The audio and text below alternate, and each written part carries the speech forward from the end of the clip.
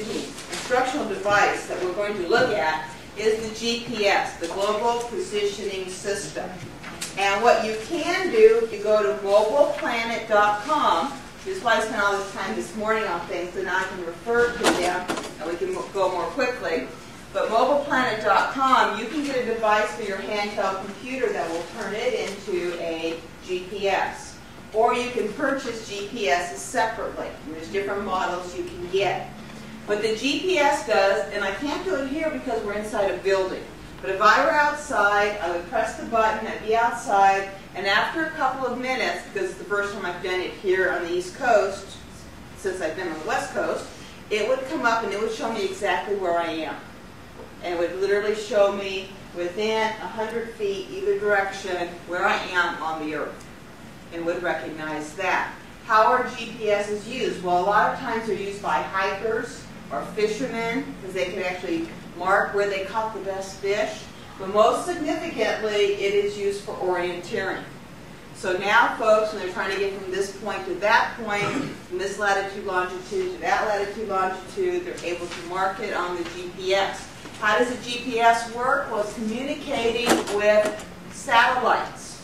And there's 24 satellites, and it needs 3 of them to triangulate its position.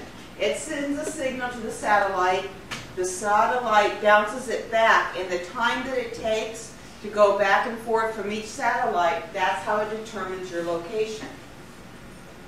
Now what's really interesting, beyond orienteering, is they've actually come up with a new sport for using the GPS, and it's called geocaching. Any of you have heard geocaching? Okay, you go to a website, geocaching.com, and I went there and I typed in my home address. And what it does, it shows me the area within, this would be like a mile radius around my house. And each of these little blocks here are hidden treasures around my house. Now, I could have done it anywhere, but we were in Hawaii and I did it. Hawaii was hard though, I'll tell you, because they tend to hide their treasures in the sand.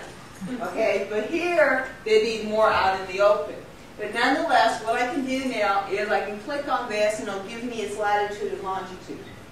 And using the GPS, even though I have street markings here as well, I have to go and find that. Now if I find the treasure, what I'm supposed to do is replace it with a different treasure. There's only one rule for geocaching, and that is you don't replace it with food.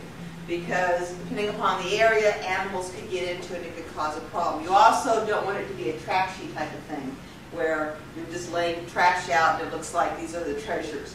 So it's usually in some little box, and it is in an obscure area under a bush somewhere. And oftentimes if you need hints, there'll actually be hints there. Some people take pictures, especially now with their cell phone. You finally get to the spot, and so you take a picture of yourself finding it, and you can post it on the internet. When I talk about trinkets, I'm talking about, I don't know, jacks, something silly, a keychain, piece, something very, very nominal. The $1 store is great for this. Okay, so you simply leave something. What some folks do too is they can attach something to your little treasure, and then people will record where it goes next. So really, you'd only have to have one treasure, and then you put it in, you take. And when you get to the next one, what would you do? You could take the one that you just got and traded it for another one. It's a form of motivation to get people going out and doing walking. Okay, it's basically a form of walking, but it adds a motivational element to it. So one person started it, there were 10 across the country, other people got into it, there's a website now, so basically any address you put in, you're going to find these treasures somewhere around you.